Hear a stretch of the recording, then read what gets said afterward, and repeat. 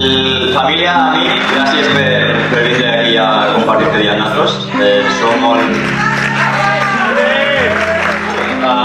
gràcies per estar aquí. Sé que heu fet un gran esforç de lluny i més ahir de tot el tema de la pluja i això, així que gràcies per vindre. La família, què dir-los? Moltes gràcies. La família és un grup de gent que un quan naix no tria i toca.